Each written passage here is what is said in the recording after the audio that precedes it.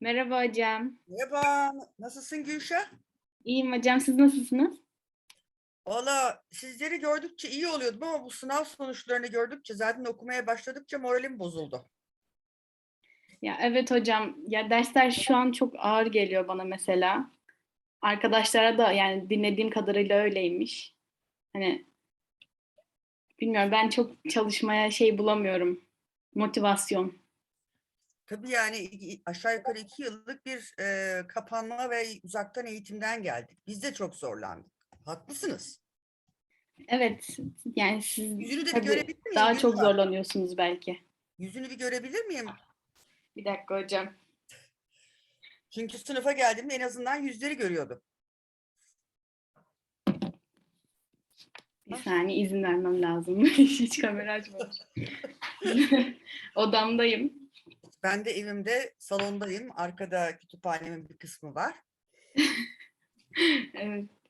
Yani tabii büyük sınıf olunca görmek mümkün değil. Onun için ben öğrencileri tanımadan mezun ettim Evet. geçen yıllarda. İşte sen şimdi liseyi de herhalde online eğitimle bitirdin, değil mi? Son sene öyle oldu, evet. Yani hiç kolay değil. Hiçbirimizin üstündeki baskısı kolay değil. Hı hı. Onun için biraz sabır, biraz sabır. Moralimizi bozmamamız lazım. Evet. Korunmamız lazım. Aşılarımız olmamız lazım. Hı hı. Başka çaresi yok bunun. Öyle yani. Maalesef. Ama ben bu sınavdan hakikaten 20 yıldır her dönem bu dersi veriyorum. Bu kadar kötü bir sınıfım hiç olmamıştı. Yani nasıl üzüldüm anlatamam. Sonra paralel veren arkadaşlara sordum. Bizlerde de durum aynı dediler. Hımm. O zaman birazcık daha yani içime su serpildi ama tam serpilmek gibi denemez ona. Yani, hani, biraz kötü bir durum, evet. Sizin için de. Çünkü insan bir şeyleri öğretebilmek istiyor. Hı hı. Ve bu ekrandan çok zordu. Bir de ekrana sürekli bakmaktan yani gözlerim bozuldu resmen. Zaten bozuktu. E, Siz yine biraz büyümüş insanlarsınız. Bir de çocukları düşünün. Hı hı. Anaokulunda, ilkokulunda 2 yıl yani çocuklar için çok zor bir şey. Benim kardeşim de mesela 4. sınıf şu an ve onun için zor oluyor, evet. Çünkü çocuk hoplamak, zıplamak, oynamak ister. Arkadaşına cimciklemek, kalem batırmak ister. Hı hı. Burada olamıyor. Senin notun ne? Ben bakmadım henüz. Daha yeni geldim odama. Hmm. Bakayım. Yani ad olarak tanıyorum çünkü yazın çok güzel galiba. Birkaç tane güzel yani okurken güzel yazılı kağıtları okumak daha bir iyi geliyor insana. Olabilir hocam, öyle diyor bazıları ama. Ne tarafa yazdınız hocam? Ben tam göremedim şimdi. Ee, Ne tarafa yazdım? Notlar kısmında görünmüyor Hayır, ama. o şeyde sınıf dosyalarında olması lazım. Ha, anladım. Muhtemelen düşük almışımdır ama şimdi Numaran kaçla bitiyor? 93. 93. 15 ile başlıyor, 93 ile bitiyor. Evet. 93, 14 Evet, almışım bayağı kötü. galiba. Evet. Ve tabii yani elimden geldiğince verebileceğim Hı her hı. yere not vermeye çalıştım. Kağıtlarınızı görseniz yani bir kağıdı okumak siz o soruyu 1,5 saatte çözdünüz. Benim onları okumam kişi başına 20 dakikadan başlıyor 45 dakikaya kadar. Hı hı. Yani hocam benim kendi açımdan konuşursam ben çok çalışmamıştım. Hmm. Yani o yüzden bu notu da hak ediyorum ya. Hatta daha da azını hak ediyorum. Siz yine bence fazla vermişsiniz ama yine de yapacak bir şey yok bu saatten sonra. Yok ama bu bir ikinci vizeye daha hazırlıklı olabilirsiniz. Evet. Çünkü siz de bir farklı dönemden geçtiniz. Geçiyorsunuz. Hepimiz geçiyoruz. Hı hı. Hatta bugünkü omikronun yayılma koşullarında bizim uzaktan eğitimime geçmemiz lazım tekrar. Ama işte geçirmiyorlar herkesin morali için. Ne desem bilemiyorum.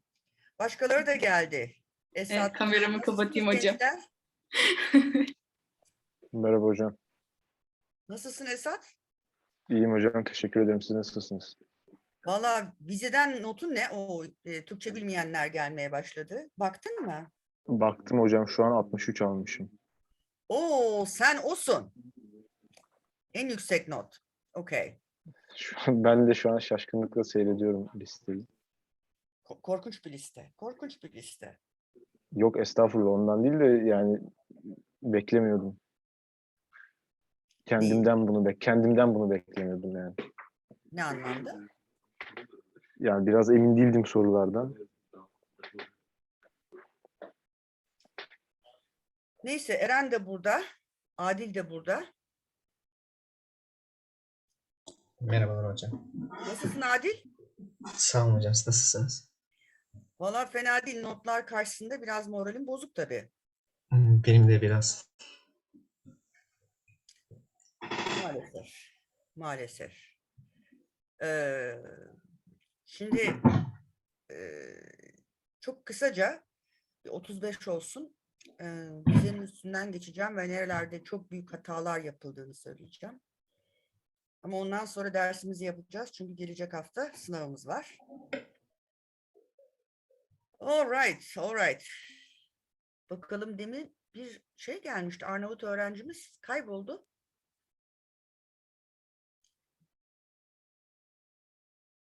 Kaan Özdemir de gelmiş. Kaan bugün bana mesaj atmış. Birinci soruda bir daha bakabilir misiniz diye. Eğer böyle şeyleriniz varsa mesaj atın. Dersten sonra bakarım. Konsantrasyonum bozulmasın. Ve sınıfta bir sürü emir varmış. Onu buldum. Notları girerken. Çünkü bir emirin notunu başka bir emirin yerine girmişim. Onları değiştirmem gerekti. Her neyse efendim. Kaç kişiyiz? Daha 7 kişiyiz. Benim dışında. Şu anki hali doğru değil mi hocam? Hani emirler karşı demiştiniz ya, Doğru paylaştığınız doğru dosya. tabii. Ha, tamam. Ya, çünkü hangi emir, sen emir mi başka emir mi bilmiyorum. Bir emir notu girdim. Ondan sonra baktım bir tane daha emir geldi. Bu daha önce oluyor. Kaanlar, emirler, serkanlar.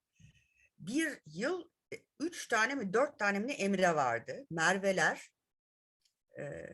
Bunlar herhalde bir dönem çok kullanılmış. Ama tabii hata yapmayayım diye ad soyad bakıyorum. Oradan zaten ayıldım. Ama isterseniz kendi kağıtlarınızda benim okula gelebildiğim bir ara bakabilirsiniz.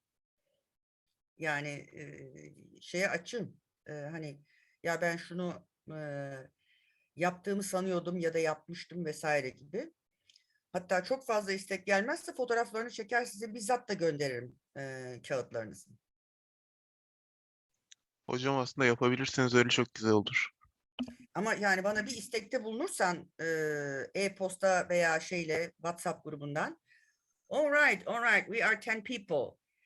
11. Going higher. Come on guys, come on guys.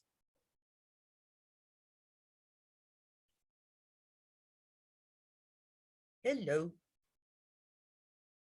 Please a few more.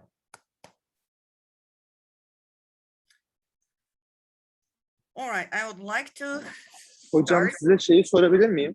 Niye? Söyle. Bu WhatsApp grubunda yazmışsınız ama ikinci vizede hani birinci ile ikinci arasındaki konuları mı tamamı anlamına Hepsi dediniz yoksa baştan sona tüm hepsi. baştan sona kadar? Çünkü biasing'i bilmek zorundasınız, kutuplamayı. E, tamam hocam, teşekkür ederim. Rica ederim. Okay, now since Kaan wrote to me today, I want to emphasize one thing. Maybe some of you have missed it, but my name is not Fatma, but İnci. And I will stop my video because otherwise the bandwidth goes down. So it's exactly a month, but 2 weeks I was away from the exam papers. So it took a little while since there are 72 people and each person's exam paper takes at least 20 to 30 minutes to read. So you can imagine how long time passed. Anyway, That's my problem. So first question, which had 26 points, was basically for you to learn calculating stuff with the equations you had on your copy sheets. And I looked at the copy sheets. Copy sheets are pretty well prepared. But there were a few things. You know this question. Some units are in centimeters or centimeter cubes. Some are in microns.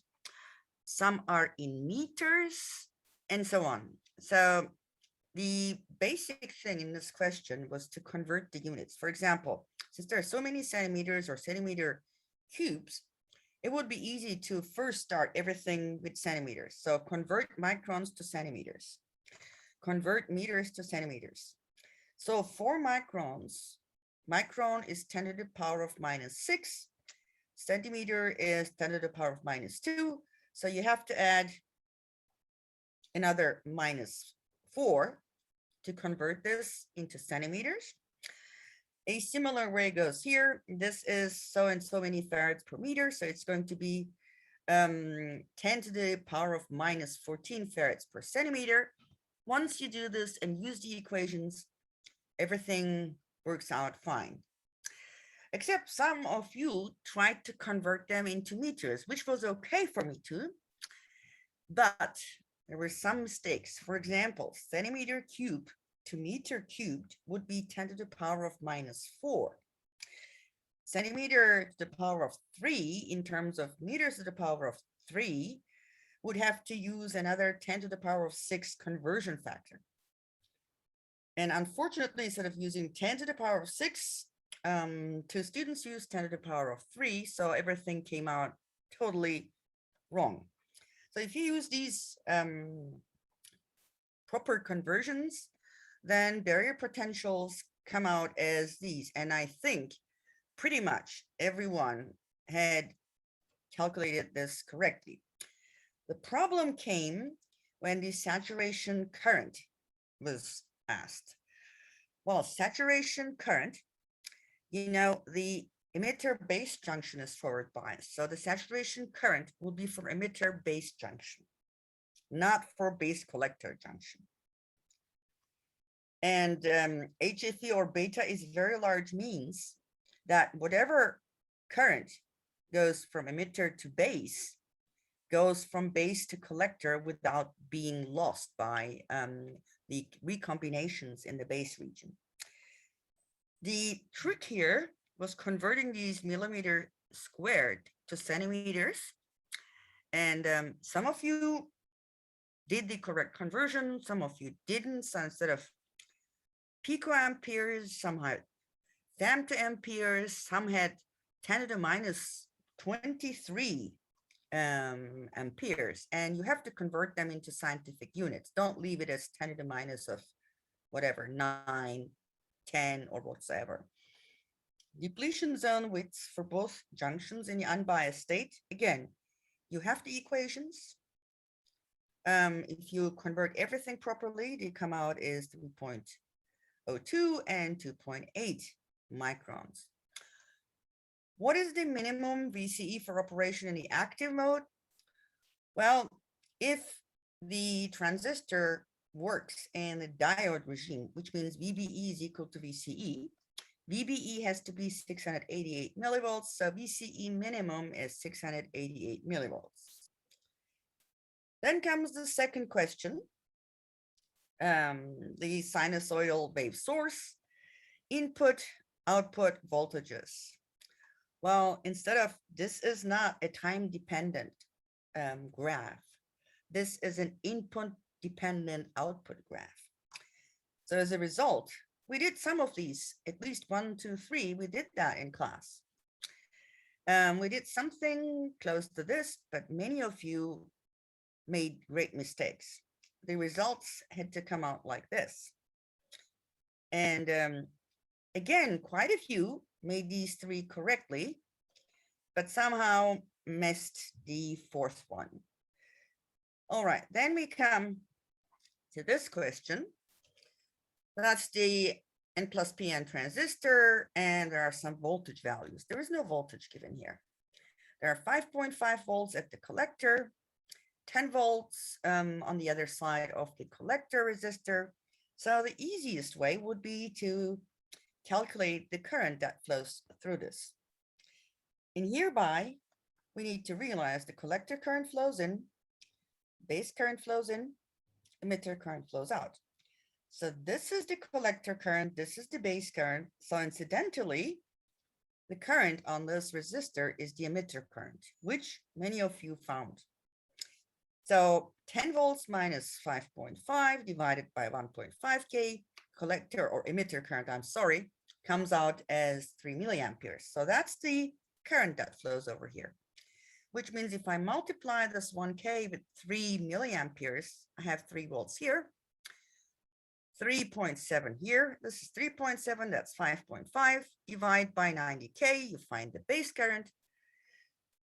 And from the emitter current, which is beta plus 1 times base current, by dividing it or by making the conversion between these two, you find the base current. It was a very, very simple question. And unfortunately, not too many of you saw the simplicity in this circuit. And then comes the last question, which was again a quite simple two-stage circuit. We have voltage dividing resistors, first a P plus NP and then an N plus PN transistor. Here again, many of you didn't know how to convert this into the Thevenin equivalent circuit. Once you did, you could have written a very nice equation. The base current flows through the parallel equivalent of these to the Thevenin equivalent voltage source. And the emitter current flows from VCC over R3 through the emitter into here. So this is a very nice loop. And from this, you can easily find the collector current. And then using that, there's a really nice loop around here. So this is the emitter current, collector current flows out, but then it splits into two, the base current of the second one and whatever current flows over here. So if you write the loop equation this way, it's that collector current minus base current times this. And that equals the VBE plus the emitter current of that. The collector current is found from the first equation. You can easily find them. I mean, guys, this was a very, very simple question. Do you have any questions on this? Hello, are you there? Hocam bunları anlattığınızda direkt cevap olarak da paylaşacak mısınız şeylerini, çözülmüşlerini? Koydum. Kaç gündür duruyor? Sınavın çözülmüşü var mı? Tabii. Ha, onu ben görmedim. Onun şeyini gördüm direkt O hocam. dersin kaynaklarında duruyor Ninova'da. Ha, tamam hocam. Ne gösterdiğim duruyor. Eğer oradan bulamazsanız ben onu tekrar bir şekilde sınıfa da koyarım. Ama ders kaynaklarında... Geçmişler vardı da İşte, evet. yeni olanı günceli bulamamıştım. Hayır, orada. Whatever, all these exam solutions go into that folder which contains all the previous exam solutions. Okay? Any questions here? All right, if you have no questions, the one thing that really bothered me was that many of you had a problem with the voltage divider resistors. So I would like to show you a short video on this, and I will give you first the link to the video in case something unfortunate happens. So that's the link to the video. And here comes the video. All right. So does everybody see this? I hope. Evet. Tamam, başlıyoruz.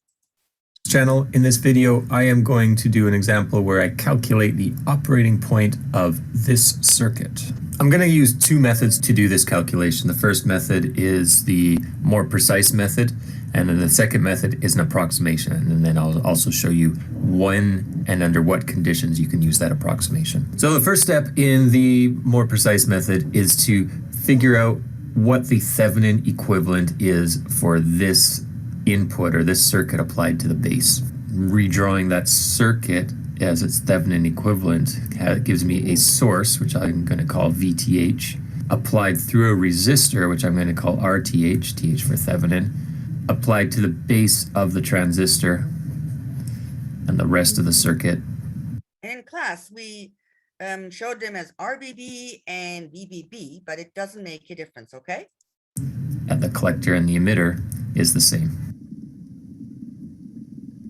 The Thevenin equivalent voltage simply comes from the 16 volts getting split between the 47 kilo ohm and the 7.2 kilo ohm resistor. And that voltage is going to be 2.13 volts. The RTH is the equivalent resistance seen from this point, and that's going to be equal to the 47K in parallel with the 7.2K resistor. Next, I want to figure out what the base current is. And the base current is going to be determined from this voltage loop right here. In that voltage, I have my 2.13 volt source. I have a drop across RTH, that's going to be IB times RTH. Then I have a drop across this 0.7 volt base emitter junction. And then I have a drop across the emitter resistor. And that is going to add up to 0 volts. I'm back to the ground reference there. Now I'm going to make an observation that I can substitute for IE the equation beta plus 1 times IB. And then for this equation, I have only one unknown, and that is IB. So that can that's going to be equal to beta plus 1 times IB. And if I substitute that in and solve for the base current, I get 1.43 volts divided by 6.24 kilo ohms plus beta plus 1 times that resistance of 2200. And IB works out to 6.25 microamps. Now, since I know IC is beta times IB, I can easily figure out my collector current, works out to 0.625 milliamps. I can also easily figure out my emitter current from this equation here, and that works out to 0.632 milliamps. Now, in order to get the operating point, I need one more piece of information. I need the collector emitter voltage, or if I'm looking over here, collector emitter voltage. And for the collector emitter voltage, I can look at this voltage loop right here. So 16 volts minus the drop across the 10K resistor, minus the collector emitter voltage, minus the drop across the 2.2 kilo ohm resistor brings me to 0. So written out, 16 volts minus the drop across the collector resistor, minus VCE, minus the drop across the emitter resistor, brings me to 0, and I have only one unknown here, and that's VCE, and that works out to 8.36 volts. So my operating point, or my Q point, is the combination of IC and VCE. That's IC of 0.625 milliamps and a VCE of 8.36 volts. Now, how good of an operating point is this if I want to be biased in the middle of the load line? Well, I can look at those two extremes of the load line. There's the VCE off, which is the voltage across the collector and emitter when there's no current in this path, and that's going to be equal to my VCC, or 16 volts, and my IC sat, the saturation current, and that's going to be equal to the collector current when the collector emitter voltage is about 0 volts. So that'll be that full 16 volts across 12.2 kilo ohms, which works out to 1.31 milliamps. My collector emitter voltage at cutoff is 16 volts. The operating point is at 8.36 volts, approximately half of 16 volts. So I am actually going to be biased approximately in the middle of the load line, which means this particular transistor circuit is a good one as far as bias point goes. Now I want to do analysis on the same circuit, but this time using the approximation method. And in the approximation method, we make the assumption that the base current is approximately zero, or so low that we can assume it's zero. In order to make this approximation, we're assuming that the resistance seen looking into the base is much bigger than the resistance seen looking down this path. And much bigger means this is about 10 times more, at least 10 times more than the resistance seen looking in here. So to write that out, that means the 7.2 kilo ohm resistor has to be 10 times bigger than what's looking into here, so it has to be not equal, but less than or equal to 1/10 of beta plus 1, so it's going to be 101 times that 2.2 kilo ohm resistor. And since that works out to 22.22 kilo ohms, this statement is true, so I can make the approximation. So if I'm making the approximation, there's no current here, then the voltage at the base is going to simply be the voltage divider between those two resistors. And that works out to 2.13 volts. If I know the voltage at the base, I know the voltage at the emitter is going to be 0.7 volts less than that. So my emitter voltage is 1.43 volts. If I know the voltage at the emitter, I can calculate the current going through the emitter. That will be the 1.43 volts divided by the 2200 ohm emitter resistor. And that works out to 0.647 milliamps. If I've made this approximation that the base current is so low I can ignore it, that means the emitter current and the collector current are going to be equal to each other. Now the final thing that I need for my operating point is the collector emitter voltage, the voltage between those 2 points.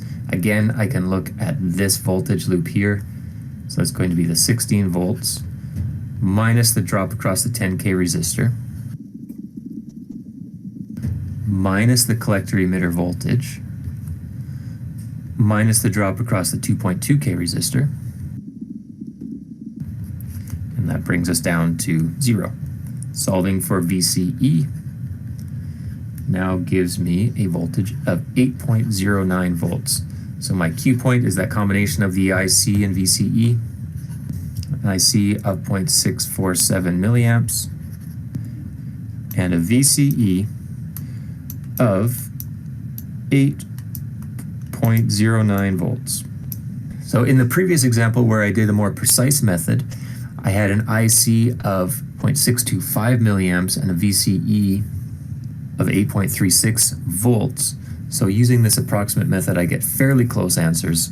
And considering that beta is something that's variable anyway, I can assume that this is a reasonable calculation for getting the operating point. Thanks. Okay, so this guy said that it's a reasonable point, but for this class, unless we say it, we don't do these neglections unless beta is 200 or more. And regarding having a look at your exam papers, yes, but after class. So we expect you to remember this in the very future. Now I wanted to show you another video, and this one is going to be on modeling bipolar junction transistors for, of course, AC analysis. We did this in class, but for better understanding, I think we have to do it again. So I gave you the link and I'm going to show it to you, and then we'll continue with class. I hope everybody can see this, right? I hope so. Okay. Yes, we can see. Okay, here we go. Hey, welcome to the Electronics channel. In this video, I want to talk about BJT models. And specifically, this is how you model a BJT in a circuit so that you can determine the characteristics of that circuit. The reason that we need a model for the BJT in a circuit is, given a circuit like this, which is a common emitter amplifier, when we're going to do the AC analysis, the steps in the AC analysis look like this. First, since we're only concerned with the AC part of the circuit, we short all of the DC sources. Second, assuming that capacitors have been chosen appropriately, we can assume that the capacitors have a very low reactance, so we can make all those capacitors shorts. Third, we can redraw and simplify the circuit. So what that means is, based on doing these, shorting the DC sources, so we shorted the DC source to ground, we shorted these capacitors, that means that this resistor and this resistor will end up in parallel, so we can do the combination of those two resistors. So going through those first three steps would give us a circuit that looks something like this. This resistor is the combination of these two resistors. The RE resistor, the resistor in the emitter, got shorted out. Here's my RC resistor, and there's my output voltage. I still have this transistor in the circuit here, and I can't do the analysis with a circuit like this. I need to convert from the schematic symbol of this BJT into some kind of model. So the fourth step is to replace the BJT with the appropriate model, and then the fifth step is to calculate all the parameters that you care about. That might be the input impedance, the output impedance, the voltage gain, current gain, anything like that. In this video, I'm going to focus on this part, replacing the BJT with an appropriate model. And then we're going to look at two different models and look at the pros and cons of those two models. The first model I want to look at is the hybrid equivalent model. Okay, a hybrid equivalent model is a two-port system. And anytime you have a three-terminal device where one of those terminals is going to be in common to the other two terminals, you can use a two-port system to model that device. And this two-port system looks like this. So on one side I have my input. So let's just call this side 1. And I've got two terminals, 1A and 1B. And into this terminal I have some amount of input current, and between these two ports I have some kind of input voltage. Inside the port there's going to be some kind of input resistance and then a dependent voltage source. Now the parameters for the input side are H11. The dependent voltage source is going to be parameter H12 times the output voltage. So we need to know what that output voltage is, and that's going to be on the other side of this two-port model. On the other side of this two-port model, I have a couple of other ports here. I'll just label them 2A and 2B. And on these ports, I am going to model this with a dependent current source that has a resistance across it. So this resistance across it, I'm going to call it H22, and this dependent current source is H21 times IN. So this hybrid equivalent model is a two-port system consisting of 4 H parameters: H11, H12, H21, and H22. I'm modeling the three-terminal transistor, so I actually am going to have a connection here, a common connection between these 2 points. And this is the general hybrid equivalent model, and what I'm trying to model, of course, is the BJT circuit schematic, circuit symbol looking like this: base, collector, emitter. And if I'm looking at common emitter configurations, that's where I can connect the emitter here together. So 1B and 2B are both the emitter pin, 2A is the collector, and 1A is the base. A couple things I didn't mention that are important: the output there, it's designated V out, and the input current there is I out. So the H parameters for the hybrid equivalent model are determined from measuring those characteristics on the device, and they are going to be specific for an operating point. So this is one disadvantage of the hybrid equivalent model, is these parameters are specific for the operating point that that was used for testing. H11 is sometimes called HIE, and it is determined by applying an input voltage and measuring the input current when the output voltage is set to 0. And this is sometimes called simply the input impedance. Parameter H12, which you can often find in the data sheet as HRE, is determined from V in over V out when I in is set to 0. And this parameter is called the voltage feedback ratio. The third H parameter is H21, which you can find in a BJT data sheet as HFE. And HFE is determined from the ratio of I out over I in when V out is equal to 0. This parameter is called the small signal current gain. And finally, the H parameter H22 you can find in a data sheet as HOE. And that's determined from the ratio of I out over V out when I in is equal to 0. And this is the output admittance. There's a lot of parameters in this model to make a fairly complicated circuit. And if you were to go back to this analysis, what you would do is plug in the hybrid model for the BJT right there. And doing that substitution of the BJT for the model gives me a circuit that looks like this. Here's my BJT in it with all the H parameters, and here's my input applied to the base. Here's my output from the collector resistor. This one's the resistors at the base, and then I've got my common emitter right here. So my analysis now to figure out input impedance, well, I'd calculate the input impedance using all of this stuff. I would calculate output impedance using all of the parameters, and then I'd calculate the relationship between the output voltage and the input voltage to figure out the voltage gain. Not super difficult, but not a trivial thing to calculate either. Another model that can be used is called the RE, or the T model. And one of the advantages of this model is that it is now a little bit more dependent on the operating condition of the circuit. This RE is determined from the DC bias point. So it is determined by the specific circuit. The T model takes the transistor and replaces it with a simple model that looks like this. So this is my transistor, base coming in, collector, emitter. So it consists of a resistor, which is denoted by little re, and this dependent current source, which is determined by beta times IB. IB is the current coming in here at the base. Now this is obviously much simpler than the hybrid model because I only have two things that I'm dealing with within the model.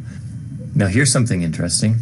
The T model is actually a version of the hybrid model when HRE is equal to 0, so that part goes away. HOE approaches infinity, so that's a very big resistance and we can ignore it. So RE becomes beta times HIE, and here we have a current source and a current source, dependent current sources. Those are the same current sources, so this HFE term actually is the beta term in the T model. So the RE or the T model is simply a version of the hybrid model with some of the parameters removed to make it a little bit simpler to analyze. And it is simpler to analyze, and it is a legitimate model to use because this HOE term typically is very big, and this HRE term typically is also going to be very small, so we can ignore those. So these are two of the major models that are used for BJTs, and in most of my videos I use the T model because it's a simpler one to use and typically just about as precise in the modeling. There are other models to use, specifically there's a hybrid pi model, and that's a good model to use when you're doing high frequency modeling. It includes a number of different capacitances that help in the high frequency modeling. But in most of my analysis, I'm assuming that we're dealing with mid-frequency ranges, so the T model is a completely suitable one to be using. Okay. So I'm hoping this is a good recap of some of the things we did in class, and it hopefully helped you a bit by to understand what we did in the past 2 weeks when we analyzed the BJT amplifiers at AC. Now I will start with where I left off last week, but I want to start from the beginning. So the slides of last week, which I put on Toninova, are exactly the ones I'm going to show you right now. Do you have any questions before I start? No questions? Okay. All right. I will start sharing my PowerPoint slides then again. So these are the same slides I used last week, except I put 9th and 10th week lectures onto it. And let me stop my video because my computer gave some signals and find a pointer. All right, ladies and gentlemen. So we started at this point last week. These are the different amplifier types, whether it's voltage, current, transconductance, or transresistance. But so far, we either use voltage amplifier or transresistance amplifier, and these sources are typically a Thevenin source or a Norton source, whether it's a voltage or it's a current source. And we need to find input-output resistances, but once we go over different topologies, then we have the equations, and you can use these equations without the need to derive them again. And it's important that we learn how to analyze cascaded voltage amplifiers. Cascaded means the output of the first stage is connected to the input of the second stage. The output of the second stage is connected to the input of the third stage. And eventually the output of the third stage is connected to load. These two stages are used as amplification stages. The third stage serves as an output resistance decreasing stage. And so these third stages, usually in audio amplifiers and so on, are of common collector type or emitter follower type. And for all of them, we have to find input-output resistances for the fact that the amplified voltage is divided by the output voltage of the previous stage plus the output resistance of the previous stage and the input resistance of the next stage. So without knowing these resistances, we cannot really find the actual gain of the circuit. The hybrid parameters, we've seen it in the video, and we assume that this one is shorted. That means there is no early effect, and that HOE is very large. And that also depends on early voltage. So we look at 3 basic amplifier configurations because the BJT has 3 pins. And the first one, which we did 2 weeks ago, yes, 2 weeks ago, the input is from the base, output is from the collector. The emitter follower, input is from the base, output is from the emitter. And then last week I did the input from the emitter, the output from the collector. I won't go into the details of this, but I will do recap of these designs. First of all, the common emitter design. The input resistance of the common emitter design is basically determined by this RE, which is the thermal voltage divided by the collector current, plus whatever resistance is at the emitter at AC. And here, for example, it's 0. So the input resistance is only HFE RE. The output resistance is basically the collector resistance, and it's found in between the collector resistance and the load resistance. The gain is determined by the collector resistance, the small RE plus whatever AC resistance appears at the emitter. So from here, we see that by shorting this capacitor, we basically decrease that and increase the gain, right? Okay, then we call our common collector design. And maybe I should say one more thing. If I know what sort of an load resistance comes here, then in the gain, I could basically do RC parallel RL divided by RE plus RE. So that would give me my total gain. Now, the common collector design. Again, the input is from the base. So the input resistance is very similar. However, since the output is from the emitter, the load resistance comes in parallel with the RE. If there is no RE, then it's basically RL and the small RE, which is determined by the biasing conditions. On the other hand, as we did 2 weeks ago, the output resistance of the circuit is the parallel equivalent of whatever RE there is. If there is no RE, then it's determined by the sum of small RE and the source resistance divided by HFE. Source resistance is the internal resistance of the source or the output resistance of the previous state.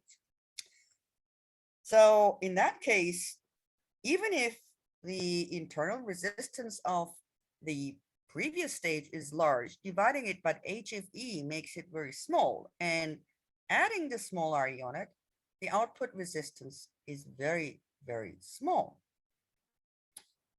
On the other hand, we know that the gain is not even 1, but smaller than 1, because the input and output between them, there is the little RE. So the little RE and whatever comes as resistances at the emitter, they act like voltage dividers. So it's a very small gain or no gain, but a very small output resistance. And that's basically the importance of the common collector design. Then we did the common base design, and the common base design takes the input from the emitter, output from the collector. Now we'll go a little fast here. What we found.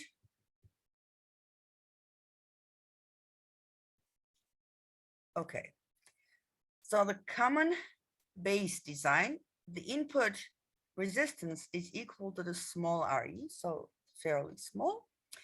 The output resistance is RC. The gain is determined by GMRC or RC divided by small RE. So the gain is high. The output resistance is considerably high. Input resistance is very low. You remember this, I hope. And then I want to go into the long-tailed pair, but I think we need to give a little break before we go into the long-tailed pair. So I will stop sharing. And this far, obviously, as you all realize, there was nothing new. This was a recap of last week's lecture. Do you have any questions, guys?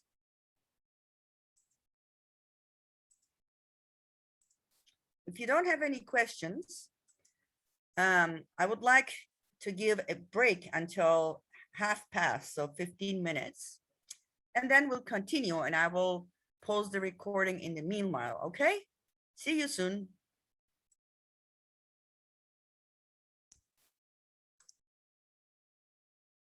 All right, I am back. Berk buradasın galiba. Berk? Okay, Berk is out. He will certainly come. Is everybody back?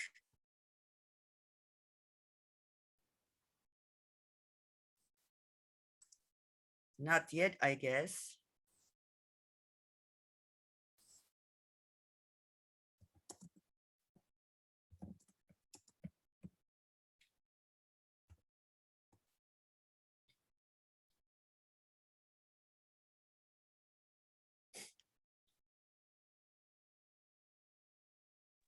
Hocam ben buradayım. Tamam, güzel. Bir kişi geldi.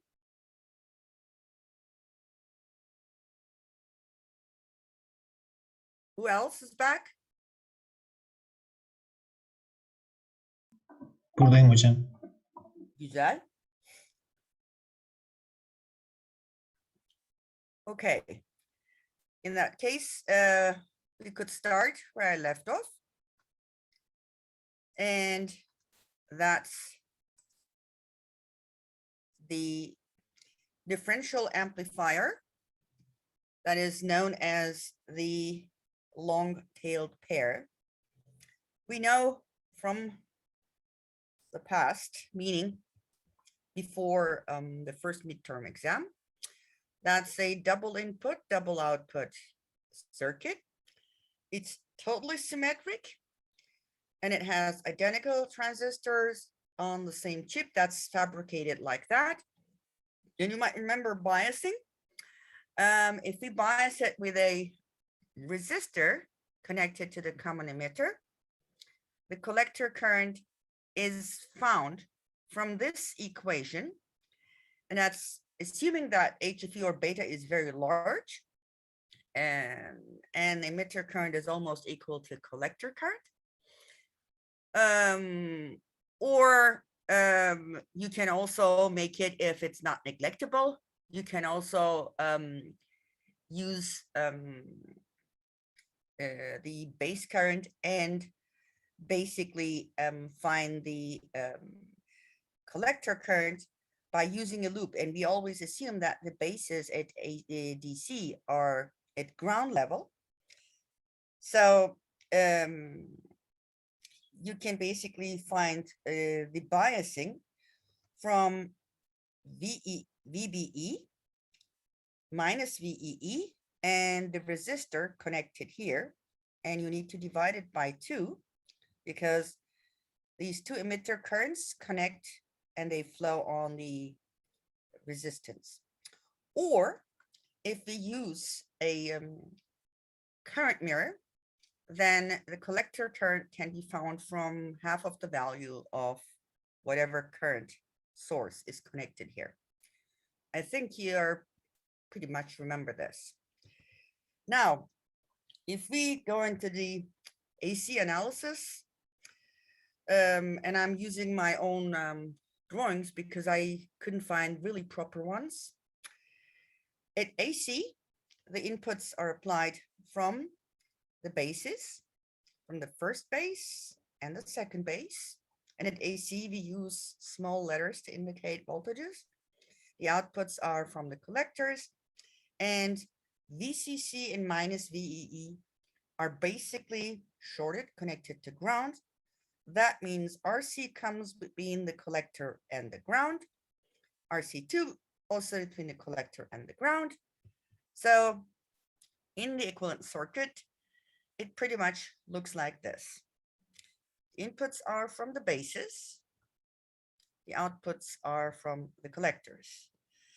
And there are several things used, either GMVBE or HFEIB, whichever. So I will do the analysis by writing some equations. First of all, remember that GM is equal to 1 over RE. And since these are identical, GM1 is equal to GM2, or RE1 is equal to RE2. So if we write the output equations, the first output is equal to the current times the resistance connected here. The current is at dependent source, GMVBE1 RC, and that comes here. Or instead of GM, you can write RE. So VO1 is equal to minus RC divided by RE times VBE1. And VBE1 is that one. It's not equal to VI. VBE1 is equal to VI minus VE, and you need to calculate this, okay? And these equations I call equation 1 star. Then again, looking at the circuit, I try to find the equations for inputs. VI1 is equal to VBE1 plus VE. The same way, VI2 is equal to VBE2 plus VE. And then I can write current equation. Current equation for what?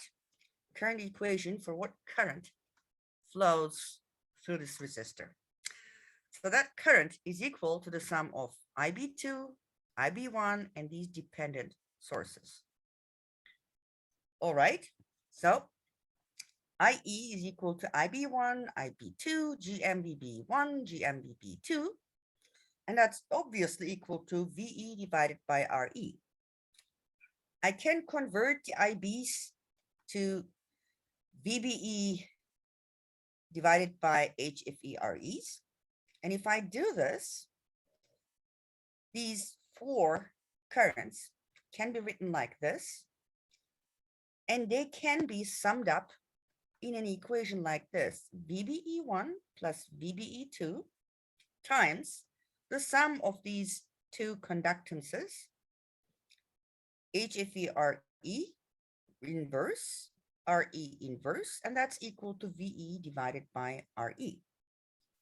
Okay, where VBE1 is VI1 minus VE, VBE2 is VI minus VE, and that we call equation 2 star. Okay, if we write instead of VBE1 plus VBE2, the sum of these 2, we'll have VI1 plus VI2 minus twice VE multiplied by this part. All right. Then let's try to find VE. And how can we do this? By putting the terms having VE to the other side of the equation. So that means we'll have a 1 over RE plus twice this term. And on top, we will have VI1 plus VI2 times this term. And so VE can be found from this equation. If we do an engineering approximation, meaning HFE is so large when compared to RE, this can be neglected. So if we neglect that, and assume if HFE is much, much larger than 1, all of a sudden we have an equation like this. VE is equal to VI1 minus VI2, basically this part, divided by 1 over RE. And here we'll have this term divided by 1 over RE. And so it will add up to something like this. And here we can also do another engineering approximation. RE is so smaller than R capital E that we can basically neglect that one. So what happens is VE comes to be the average of the 2 inputs, VI1 plus VI2 divided by 2. So if we use equation 1 star, which was the output equation, equation 2 star, which basically converted VI to VB2, and equation 3 star, then for VO1, which was RC divided by RE with a minus sign times VBE1, and for VO2 minus RC divided by RE times VBE2. So by inserting VBE1 as VI1 minus VE and VBE2 as VI1 minus VI2 minus VE, what happens next? VO1 is equal to minus RC divided by 2 RE times the difference between the two inputs. Why is that? Because VE is the average of VI1 plus VI2.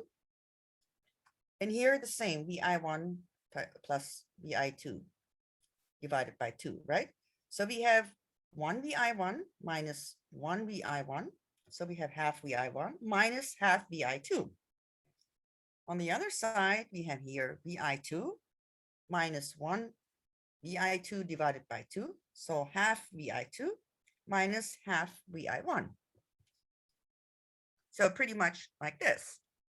And in one, we have VI1 minus VI2. In the other one, we have VI2 minus VI1. So if we convert it to VI1 minus VI2, it turns out the outputs have the same amplitude, but one of them, the first one, is 180 degrees phase apart with respect to the second one. Okay?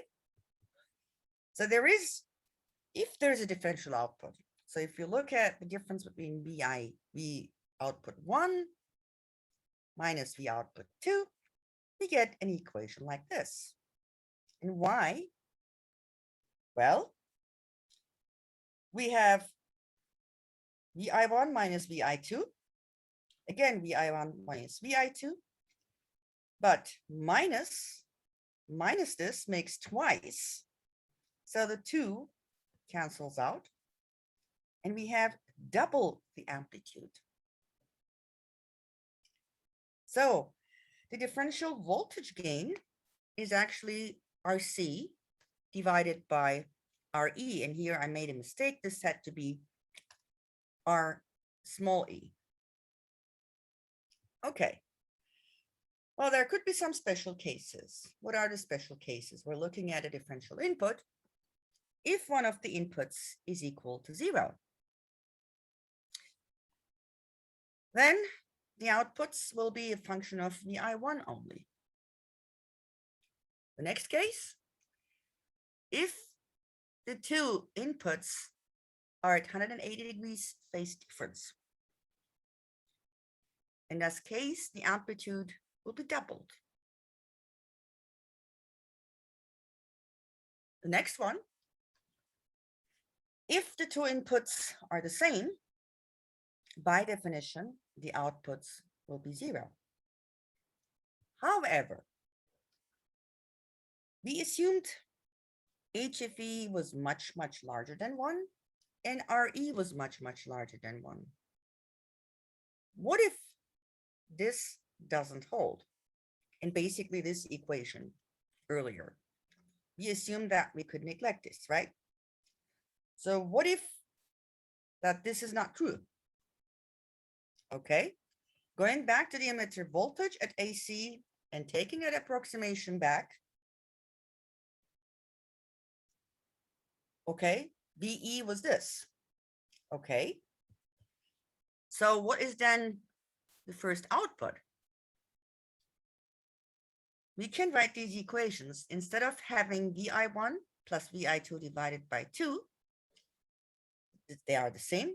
2 VI1 divided by 2 plus small RE divided by R capital E. And if we do the necessary mathematical calculations, first one, remember, the first two inputs are the same. So we basically use 2 VI1 or 2 VI2. The first output divided by the first input, because VI2 is equal to VI1, comes out to be, with a minus sign, RC divided by 2R capital E plus RE. And we call this common gain. Common means the two inputs are the same. Okay? So from here comes the common mode rejection ratio, abbreviated as CMRR. And so we look at the absolute value of this.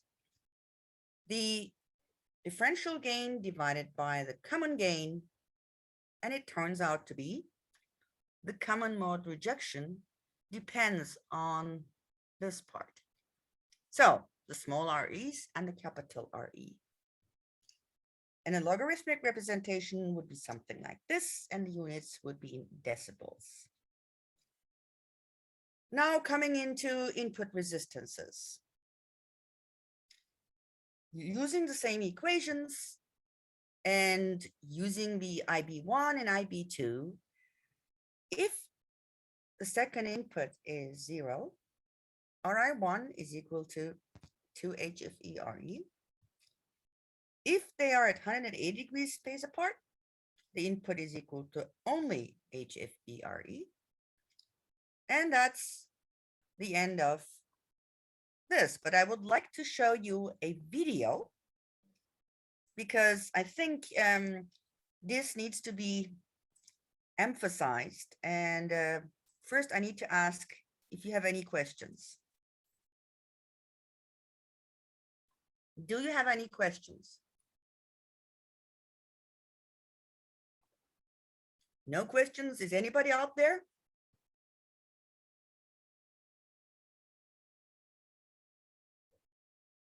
Okay, at least one person is here, and our assistant has also come, so I would like to make him co-host first because he's going to do an exercise session, but I would like to show you a video.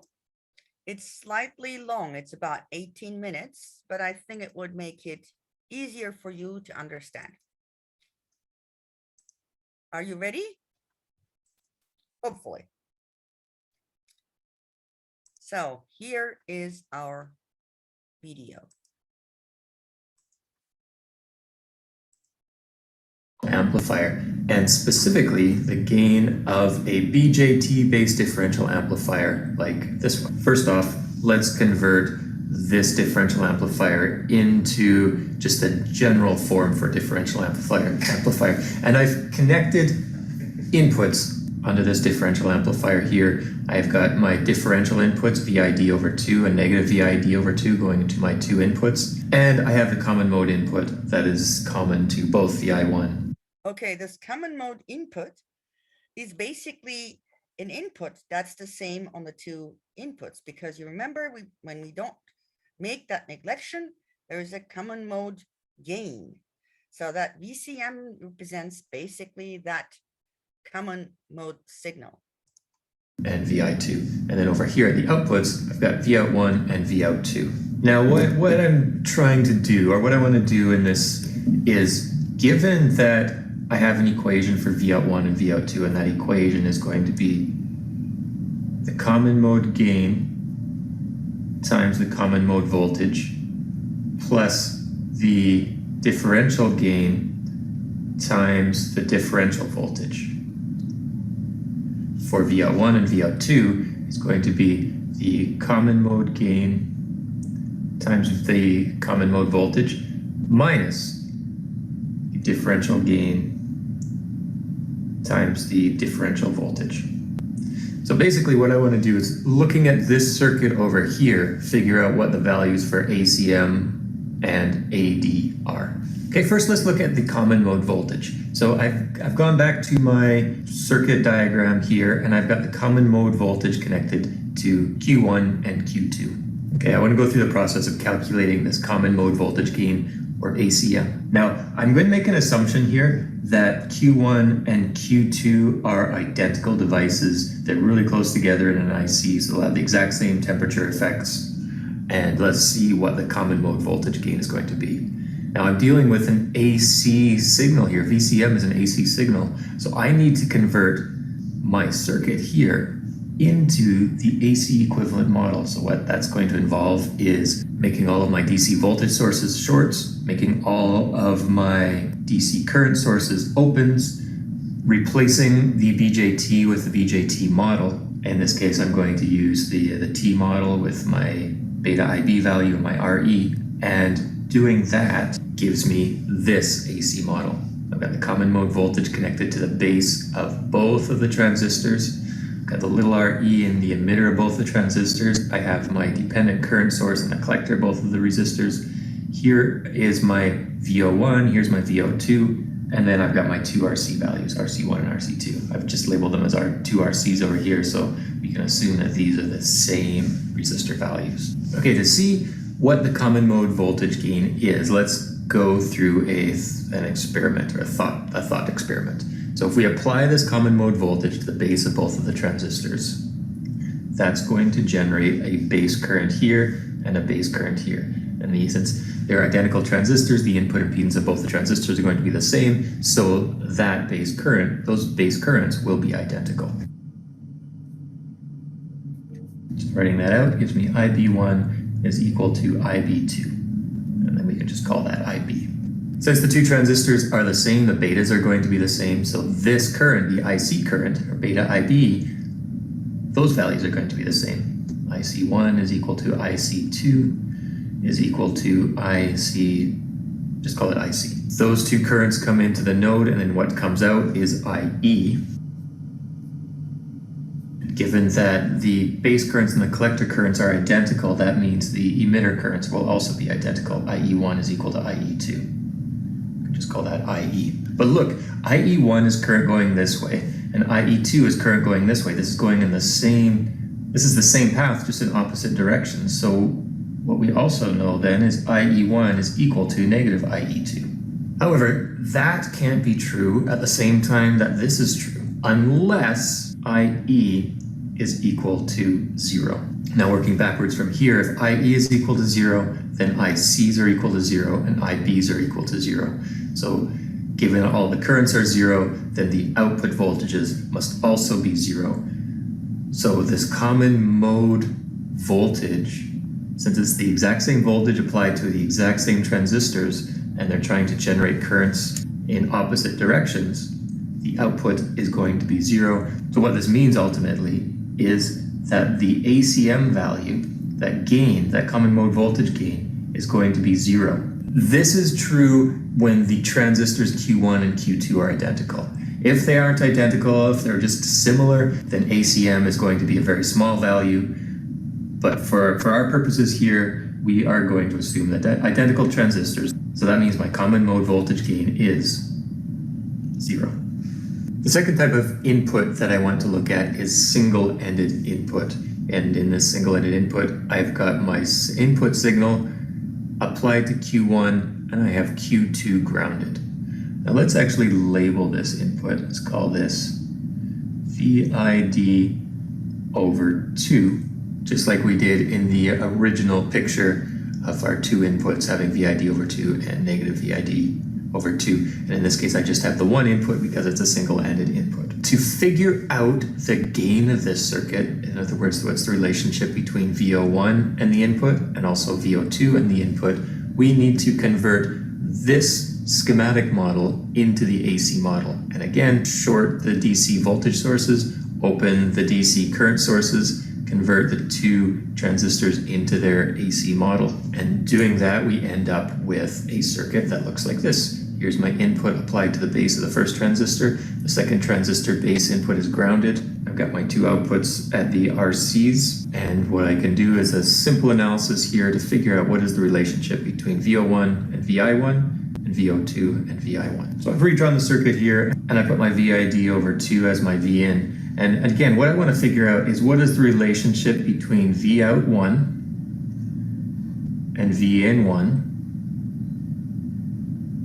as well as the relationship between Vout2 and VN1 of T. So VN1 is the input that's being applied, and I'm trying to figure out these relationships, and these are ratios, and so these ratios are the voltage gains of the circuit. A simple examination of my two outputs show me that Vout1 is going to be equal to the current through RC1 times RC1, and Vout2 is going to be the current through RC2 times RC2. Over here, the input is the voltage applied at the base with respect to ground. And what I want to do is figure out what that input voltage is in relation to the currents and the resistors in the circuit. Let's look at this base current. When it comes into the base, I've got VN1 is applied to the base. And this base current, if I follow the path of the current. I've got the base current coming into the base, and then going through the emitter will be my emitter current. And it goes through the second emitter resistor and out to ground.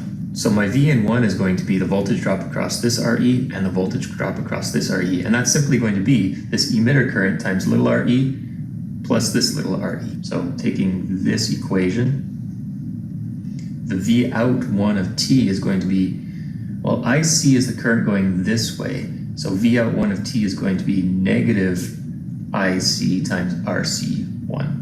And V in 1 is going to be IE times RE plus RE.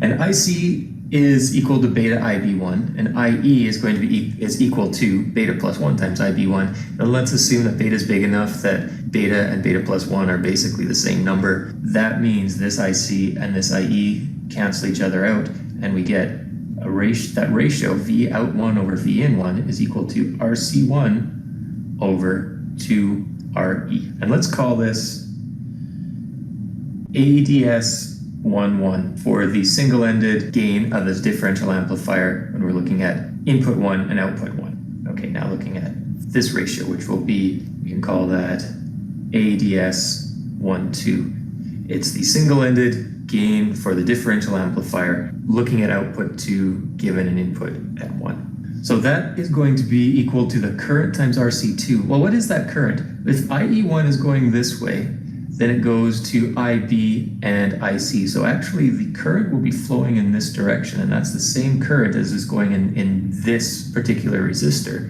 So that is going to be equal to IC times RC2 divided by Vn, which is going to be that same relationship as we had over here. IE times RE plus RE. So the IE and the IC cancel each other again, and we get this ADS12 is RC.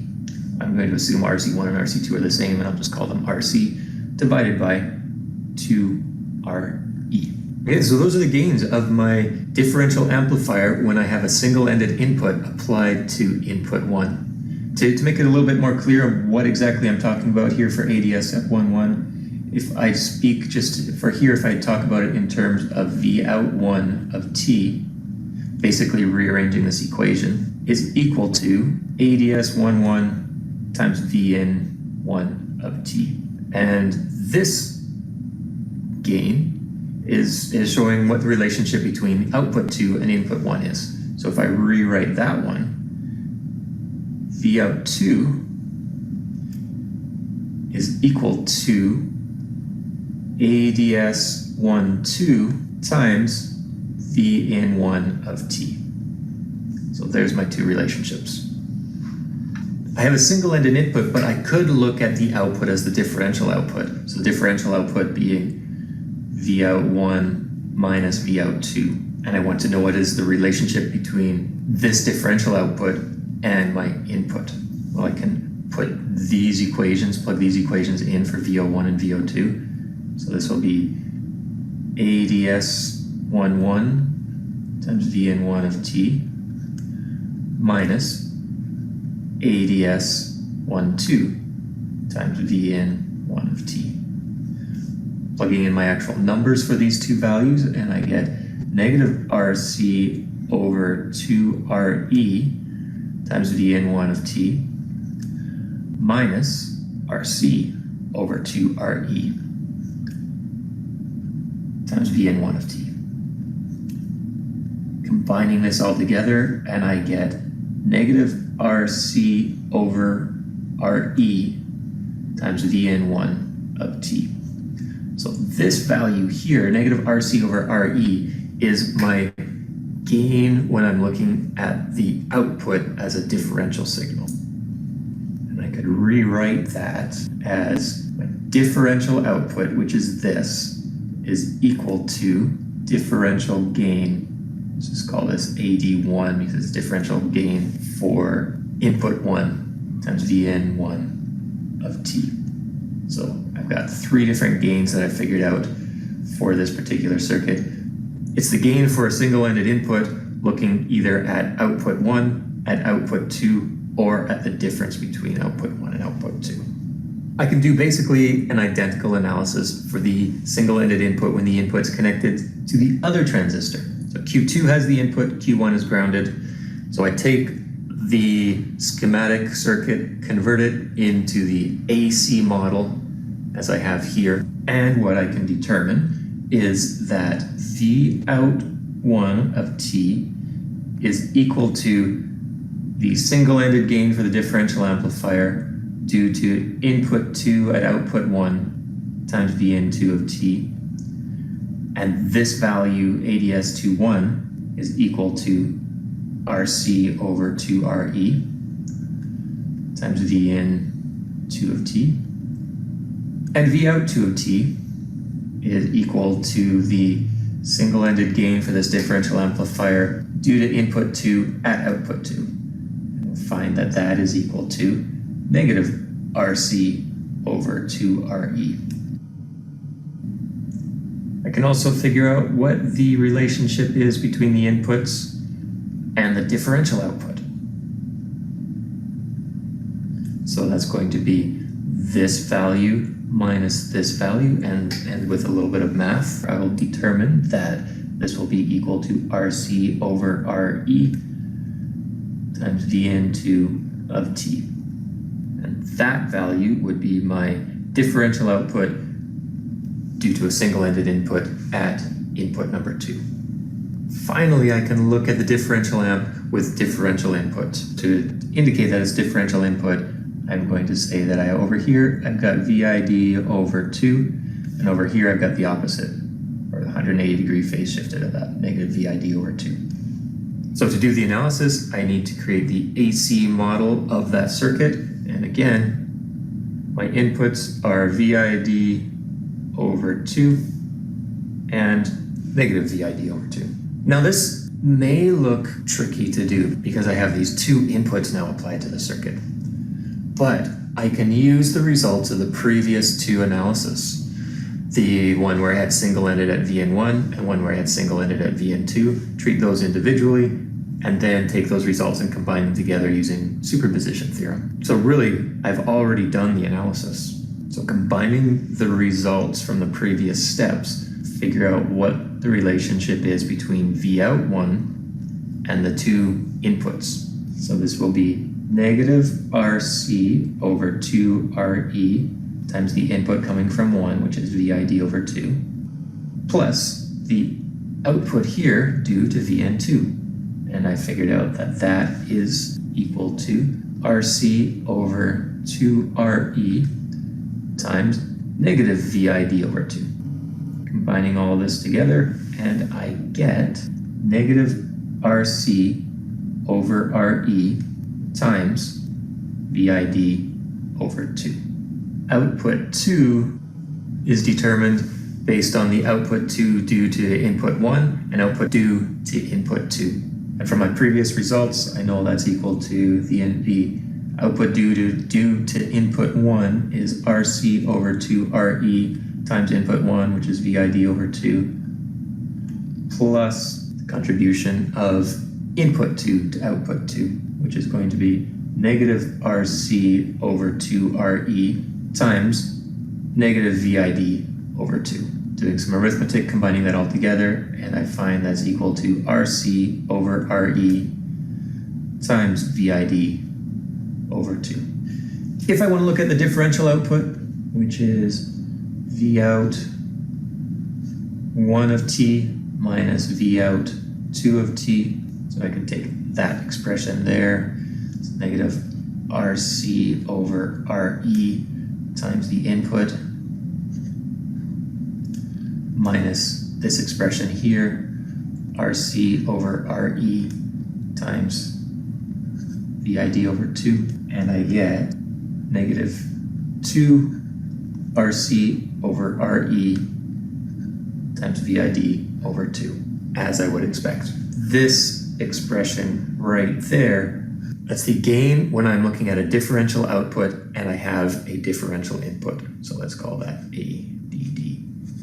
So finally, to wrap up, I've got this table that I've created here describing the different types of inputs you can have, the different types of outputs that you can have, what I have designated as the gain. These aren't standard symbols, these are just symbols that I've been using for this video, and then the value of that particular gain. And this table covers just about every possible combination of single or double-ended inputs and single or differential outputs. There is one missing, and that's when I have a double-ended or differential input, but only looking at the single-ended output. And I'll leave it to you as an exercise to figure out what that gain value should be. So I hope this was... All right, now I want to go back a little and, whoops. Okay, in fact, a little more. All right. So you see there is no emitter resistance connected here to the common emitters. So if there had been an emitter resistance, then the common mode signal amplification would have been important. But in this case, there is no signal, common mode signal that is. So it depends on what sort of resistance comes to the emitter. That determines the common mode gain and the common mode rejection ratio. And at this point, I stop this video and I will go back. I will go back and in the chat, I will give you the link to this video. Let me open chat. Okay, here we go. Now, Hocam, evet. Şeyi soracaktım, hani bu ikinci midterm example'ları paylaşmıştınız hani Nova'da. Hı hı. O example'ların içinde tüm konular dahil miydi yoksa sadece aradaki konular mı? Ona göre bakalım buna. From the beginning on, all the topics from the beginning on. Hayır, o eski ikinci midtermlerde de öyle miydi? Yes. Tamam. As always. As always. Okay, Berk istersen bir exercise'a başla, buyur. Tamam hocam. Hello everyone. Let me share the first my screen. Can you see my screen right now? Yes. Okay then. Evet. Let me have pointer here. Probably you can see my pointer. Okay, we have two questions in problem session. First one is about common base amplifier. As you can see, we are going to analyze this circuit. Beta value of the transistor is 100. Saturation current of transistor is 8 times 10 to minus 16. Thermal voltage is 26 millivolt, and we are going to neglect early effect. It means that early voltage is infinite, then output resistance of the transistor is infinite as well. We are going to find two things. In A part, we are going to calculate value of VBE. In second part, we are going to calculate small signal voltage gain. Firstly, we are going to start performing DC analysis. I said that this is common base amplifier. How can we understand it? Because input is applied to emitter terminal, output is sensed from collector here. We are going to perform DC analysis, then capacitor behaves as an open circuit. You are going to see base network of the transistor. We need to create a Thevenin equivalent circuit like that. We need to find VBB and RBB value. What is the VBB value? VBB value actually is the open open circuit voltage in the base network. What is the open circuit voltage here? Just think about that, cut the wire from the base terminal, think about the rest of the circuit. Just think about base of this base network of the circuit here. It equals to VCC times 12K divided by total resistance here. What is the total resistance here? It's 25K. Then VBB value equals to 1.2 volt. What about the Thevenin resistance of the circuit? It's basically VCC is short circuited to grounded. Then these two resistors are parallel in each other.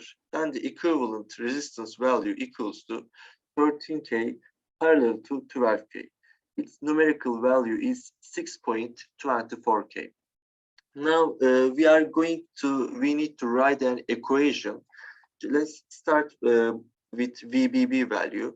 VBB value equals to IB base current times RBB plus VBE plus emitter current, which is beta plus 1 times IB times emitter resistance. This is the 400 ohm.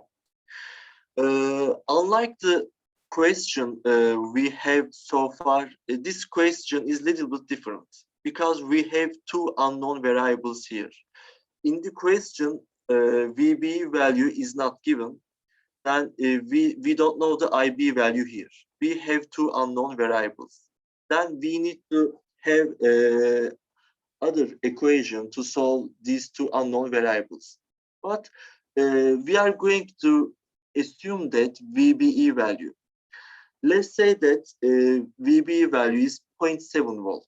This assumption, it would be better. This assumption value is realistic, and VBE value is 0.7 volt is a realistic assumption.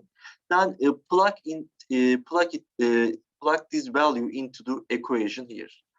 VBB equals to, it was found as 1.2 volt equals to IB times 6.24K. This is the RBB value plus 0.7 volt. This is the first assumption of VBE plus emitter current times emitter resistance here. From that equation, IB base current is calculated as 10 volt, 10.72 microamp. Then beta is 100, it's given in the question. Collector current equals to 1.072 milliamp. Now we are going to perform iterative analysis, and we know the equation of collector current. Let's plug this value 0.7 volt into the collector current formula. Okay, then we can VBE expression can be found from this collector current formula. VBE is equals to terminal voltage times ln IC over IS. We found IC value here. IS saturation current is given in the question. We found VBE value 0.726 volt. However, we assume that VBE is 0.7 volt, and we calculate IC value for corresponding VBE for first assumption. Then this collector current value plug into the VBE formula, and we found this value. This value is too far away from our assumption. Now we need to iterate the solution. We are going to do same thing for second assumption. What will be the second assumption of VBE? It's actually 0.726 volt. We found it from the VBE formula. Just we are going to do same thing. Just plug this value into the VBB equation here. Now we are going to find base current value equals to 10.16 microamp, and collector current equals to 1.016 milliamp. Again, we are going to apply this current value, this collector current value into the VBE equation. Then our new VBE value is 0.725 volt. As you can see, there is a little difference between our assumption and real VBE value. Actually, that's okay. We can terminate the iteration here, but let's see how we find if we iterate the solution one more. Okay, let's reiterate the solution again. For this time, assume that VBE 0.725 volt, plug it into the VBB equation here. Then we are going to find collector current 1.018 milliamp. Then plug it into the VBE equation here. We are going to find VBE value 0.725 volt. As you can see, our assumption and VBE value totally same. Then we can say that the solution is converged. Then VBE value, DC VBE value equals to 0.725 volt. Then collector current equals to 1.018 milliamp. Any question so far? If not, move on the small signal analysis of this circuit. The question asks that what is the small signal voltage gain? To find small signal voltage gain, we need to create small signal model. In small signal model, as you know, VCC is shorted to ground. Then capacitor behaves as a short circuit. If capacitor is short circuited to ground here, the base directly connected to ground. It means that RBB value, the resistor in base network, disappear in the small signal model. As you can see in the small signal model, there is no RBB resistors, right? Now we can find small signal voltage gain. We used pi model in small signal model here. V in here is emitter terminal, V out here is the collector terminal. Okay. What is the V out expression in small signal model? It equals to 1K times minus beta IB, right? Because the current direction is reversed here. It comes from the ground to flow into the emitter terminal. That's why V out equals to minus beta times IB times 1K. What about V in value, V in expression? V in equals to minus IB times R pi. Now V out is divided by V in equals to IB minus IB is cancelled out from the equations, then beta times 1K divided by R pi. What is the R pi? R pi is equals to VT over IB, then small signal voltage gain equals to beta, which is 100 times 1K times IB value, we found it, divided by VT. VT is given in the question, and small signal voltage gain equals to 39.15. Okay. Any question for the AC analysis?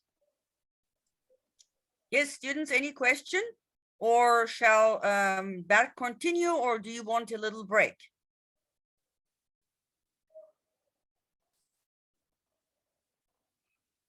Shall Berk continue?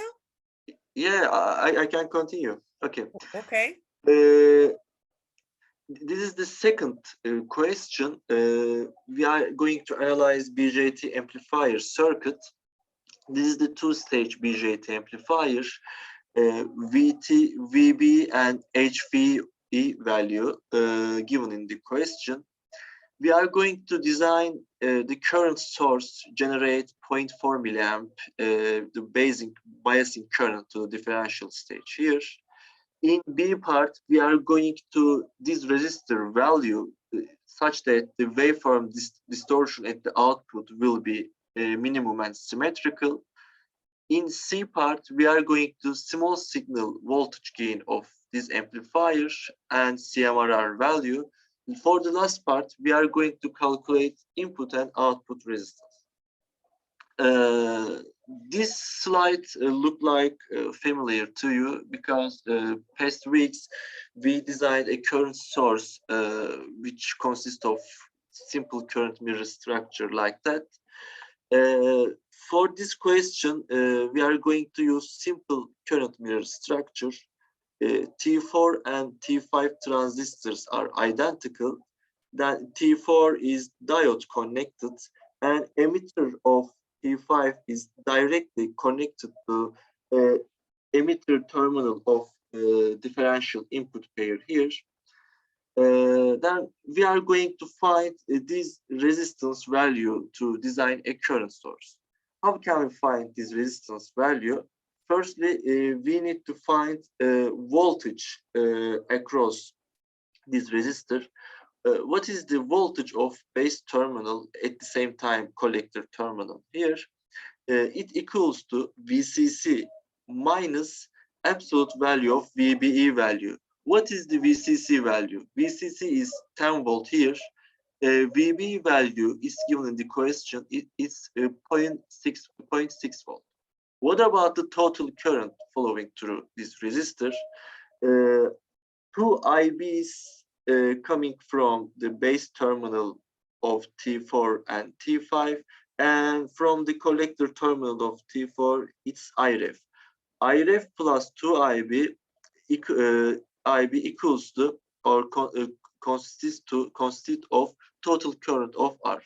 What is the IB value? The collector current of T5 equals to 0.4 milliamp. Then beta is 200. IB value equals to 2 microamp. IREF plus 2 IB equals to 0.404 milliamp. Then this transistor value equals to 9.4 volt is divided by total current. It equals to 23.3 K. Okay. Now we designed a current source for the differential amplifier. We are going to perform DC analysis. IREF 0.4 milliamp. Then this BJT BJT amplifier has symmetrical structure. It means that T1 and T2 has same collector current value. Then IE1 and IE2 of IE2 equals to 0.2 milliamp. Okay. Emitter current of differential pair is 0.2 milliamp. Then we can calculate IB2 value or here or IC2 value. IB2 base current of T2 equals to emitter current is divided by beta plus 1. It's approximately 1 microamp. Then what about collector current? Collector current equals to beta times IB. It equals to beta emitter current divided by beta plus 1. And it approximately equals to 199 microamp. These values is approximated because it makes the calculation simpler actually. And now we can calculate VB3 value or VC2 value because collector node of T2 connected to base terminal of T3 here. Let's call it VB3. We are going to find VB3 value. Firstly, follow the light blue line here. VB3 equals to, what is the current value passing through this resistor? It equals to IC3 minus IC2 minus IB3 times 22K and plus minus 10 volts. What about following the yellow line here? VB3 equals to VBE plus emitter current of T3, which is beta plus 1 times IB3 times 4.7K plus minus 10 volt. We are going to equate these two expressions. Then minus 10 volts cancel out from the equation here. IC2 minus IB3 times 22K equals to VB3 plus beta plus 1 times IB3 times 4.7K. VB value is given in the question. IC2 value already calculated here. Then only one unknown variable here, base current. Then base current can be calculated from this equation, and current collector current calculated is by beta times IB3. It equals to 0.782 milliamp. This is the collector current of T3. What was the question? The question is that choose RC3 such that waveform distortion at output VO is minimum and symmetrical. For the symmetrical distortion, we need to obtain DC voltage that must be average of the power supplies or middle of power supplies, because imagine that input signal is sinusoidal, then output signal ideally must be sinusoidal. If you DC signal of the output will be average of the power supplies, it will be symmetrical for positive amplitude and negative amplitude. For this case, our average of power supplies in this case, VCC is 10 volt, VEE is minus 10 volt, and divided by 2, it will be 0 volt. Okay, this is our DC value of the output signal. Then in that case, our signal amplify for the positive amplitude from 0 volt to VCC, it's 10 volt. What about the negative amplitude of the output signal is from 0 volt to minus 10 volt. That it's symmetric. What about the RC3 value here? Basically, we are going to apply Ohm's law. It equals to VCC minus VO divided by IC3 value. IC3 value is already calculated. Then VCC minus VO equals to 10 volt. RC3 equals to 12.8 ohm, 12.8 kilo ohm. Okay. If you have no question, we move on to small signal analysis of the amplifier. Okay. In that case, in this BJT amplifier, input voltage is differential. What does it mean? This is the input differential input voltage equals the difference between input voltage VB1 minus VB2 or VB2 minus VB2. We define it in this case VB1 minus VB2. Output voltage is single-ended here. HOE is 0 is given in the question. It means that RO equals to infinity. Output resistance of the transistor are infinity. Then current mirror behaves as an ideal current source here. It means that it open circuited in the small signal model. So it's like that there is an infinite resistor here. It means that open circuit, right? For the current mirror here. In the small signal model, we are going to use T model, as you can see. Firstly, we are going to calculate small signal voltage gain. This is two-stage BJT amplifier. We are going to find voltage gain by multiplying stage gain with each other. VO divided by VB3 is the second stage gain. VB3 divided by VID is the first stage gain.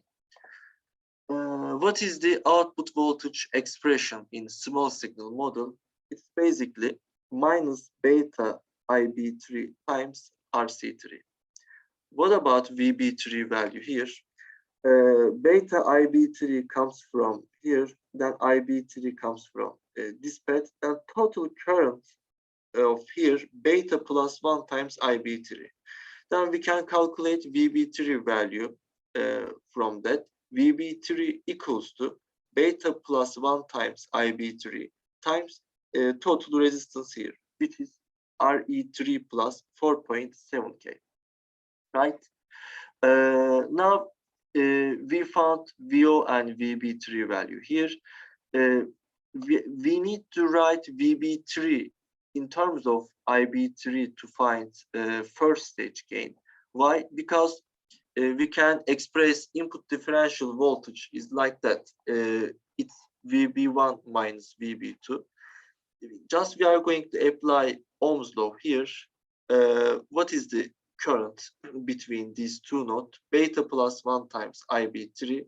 What is the total resistance here? RE1 plus RE2, right? Then VED, input differential voltage, equals to beta plus 1 times IB2 times 2RE. Now we are going to, VID is divided by, excuse me, VBT is divided by VID. We need to write VB3 value in terms of IB2 here. Okay, let's look at the small signal model. Here, beta IB2 flowing into 22K and this branch, but we have to calculate equivalent resistance of this plant. Then let's define it RI3, right? Okay, what is the RI3 here? It's basically VB3 divided by IB3. We know the VB3 expression here, just IB3 cancel out from the equation. RI3 value equals to beta plus 1 times RE plus 4.7K. Now VB3 value equals to beta times IB3 times equivalent resistance. What is the equivalent resistance lower part of the circuit here? It's 22K parallel to RI3. Then RI3 value expressed here. Okay. Now we found all expression, all necessary expression for the voltage gain. This is the total expression. Then for the simplification, let's say that beta over beta plus 1 equals to 1. If we make this simplification, beta IB3 and beta plus 1 IB3s are cancelled out from the equation here. Then beta IB3 and beta plus 1 IB3 cancel out from the equation. We simplified version of voltage gain here. Then RE values can be calculated VT over emitter current here. Then we calculated RC3 value here, and it's equals to minus 231 plus 5. Okay, this is our voltage gain of the two-stage amplifier. What about the next question? Calculate the input and output resistance. In order to find output resistance of the amplifier, just input voltage is killed. Input voltage is set to 0 here. If input voltage is set to 0, dependent current source value equals to 0. It means that dependent current source behave as open circuit. Then output voltage sees seen only RC3 value here. Output resistance sees just only RC3 value here. It equals to 12.8K. What about input resistance here? Input resistance equals to differential input voltage divided by IB. Differential input voltage has already calculated. This is the beta plus 1 times IB3 times 2RE is divided by IB3. It equals to beta plus 1 times 2RE. Then these 2RE equals to each other. It equals to input resistance value equals to 20K, 20.250K. Okay. And as a last thing of the question, we are going to calculate the CMRR. This is the CMRR value, and ADM is the differential gain, ACM is the common mode gain here. Then for the BJT amplifier, the equation is 2REE plus RE divided by RE value. Then we say that output resistance of the current source is infinite because early voltage is infinite, then output resistance of the transistors are infinite here. Since REE is infinite, that's why CMRR value will be infinite as well. Okay. Any question from here? Yes, guys, has everyone understood what is happening, or are you listening, or are you sleeping?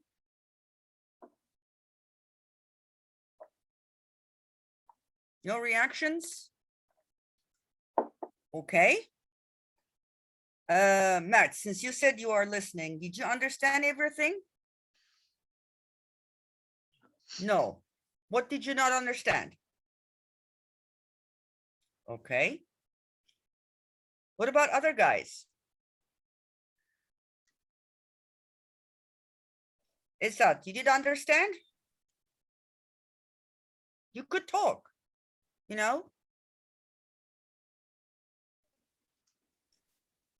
Okay, in that case, next week we are going to have the midterm exam again during the evening hours.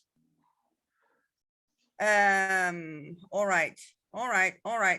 During the evening hours. So provided if you have any questions that you send it to us earlier, like the previous day, we would try to solve those questions during the regular class hours. Otherwise, if you don't send anything, there won't be any class before the exam, and we'll see you in the exam next week on the shortest day of the year, on the 21st of December. Does everyone agree?